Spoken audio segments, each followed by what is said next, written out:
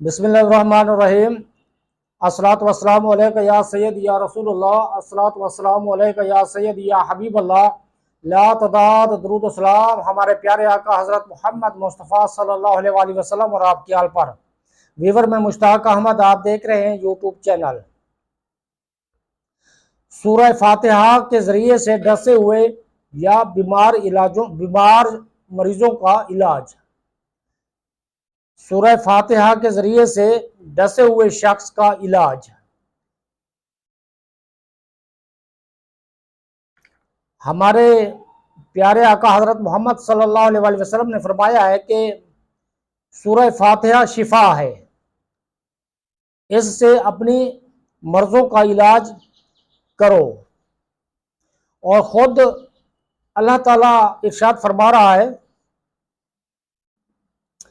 وَنُنَزِّلُ مِنَ الْقُرْآنِ مَا هُوَ شِفَاءٌ وَرَحْمَةٌ لِّلْمُؤْمِنِينَ، اور ہم وہ قرآن نازل کر رہے ہیں جو مومنوں کے لیے شفا اور رحمت ہے۔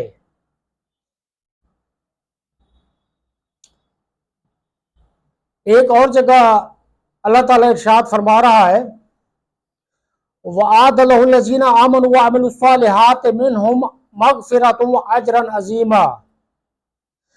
اللہ تعالیٰ نے ان سے بخشش اور اجر عظیم کا وعدہ کیا ہے جو ایمان لائے اور جنہوں نے ان میں سے نیک عمل کیے۔ یہ وعدہ ان تمام ایمان والوں سے ہے جو نیک عمل کرتے ہیں۔ جب قرآن کی دوسری آیات کی شان یہ ہے تو بھلا سورہ فاتحہ کی شان عالی کا کیا اندازہ کیا جا سکتا ہے کہ اس جیسی عظیم الشان سورت تورات میں نازل ہوئی نہ انجیل میں نہ زبور میں۔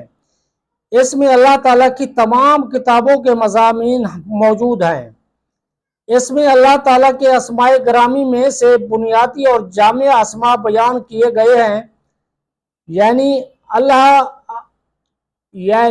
اللہ، الرب، الرحمن، الرحیم۔ اس کے علاوہ قیامت کا ذکر بھی ہے، توحید ربوبیت اور توحید الوہیت بھی بیان کی گئی ہے۔ اس میں اللہ عز و جل کے سامنے بندوں کے عجز و فکر کا بیان ہے، لہٰذا اللہ رب العزت ہی سے مدد اور ہدایت مانگی گئی ہے، اور فرمایا گیا ہے کہ صرف اللہ ہی ہے جو مدد اور ہدایت دے سکتا ہے۔ اس میں وہ دعا بھی ہے جو ہر لحاظ سے سب سے افضل، سب سے زیادہ نفع بخش اور سب سے بڑھ کر فرض ہے، اور اسی کی بندوں کو اشد ضرورت ہے، اور وہ ہے صراط مستقیم۔ صراط مستقیم کی ہدایت، اس میں اللہ تعالیٰ کی پوری طرح معرفت، اس کی توحید، اس کی عبادت یعنی اس کے احکام پر عمل کرنا، اور اس کے منع کیے ہوئے کاموں سے اجتناب کرنا، اور موت تک اس پر کاربند رہنا شامل ہے۔ لہٰذا علاوہ ازیں اس صورت میں مخلوق کی اقسام کا بیان ہے۔ کچھ وہ ہیں جن پر اللہ کا انعام ہوا کیونکہ انہوں نے حق کو پہچانا، اس پر عمل کیا، اس سے محبت رکھی، اسے دوسری تمام چیزوں پر ترجیح دی۔ ان کے برعکس دوسرے وہ لوگ ہیں جن پر غضب نازل ہوا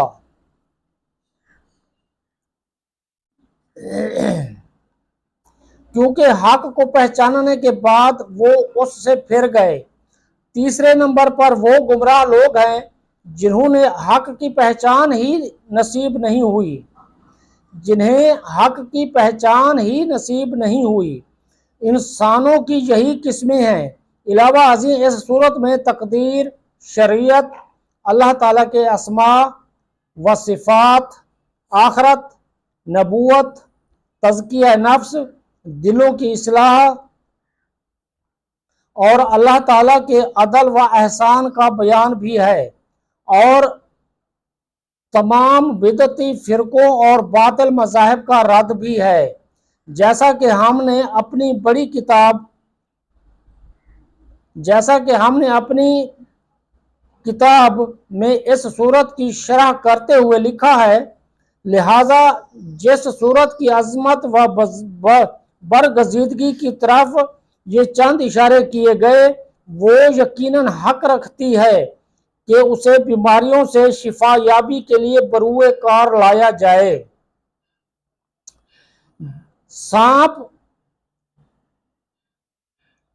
سانپ بچھو وغیرہ کے کاٹے پر اس کا دم کیا جائے۔ چونکہ سورہ فاتحہ میں اللہ کے لیے خاص عبودیت کا اظہار، اس کی ثنا، تمام مسائل و معاملات میں اسی پر اعتماد، اسی سے مدد کی التجا، اسی پر توکل اور اسی سے تمام نعمتوں کی جامع متاع کا سوال ہے،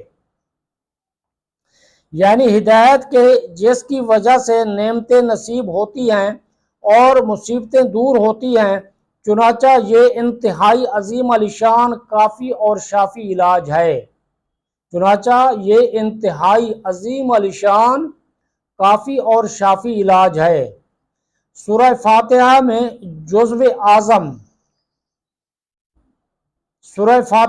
جزو اعظم بعض علماء کرام نے فرمایا ہے کہ اس میں بطور دم اصل چیز ایاک نعبد و ایاک نستعین ہے۔ اس میں بطور دم اصل چیز ایاک نعبد و ایاک نستعین ہے۔ اس کی حقیقت ہم آگے بیان کریں گے دوسری ویڈیو میں۔ اب تک کے لیے اتنا ہی، اپنا خیال رکھیے۔ اس ویڈیو کو سبسکرائب کر کے لائک اور شیئر بھی کر دیجئے۔ مجھے دیجئے اجازت۔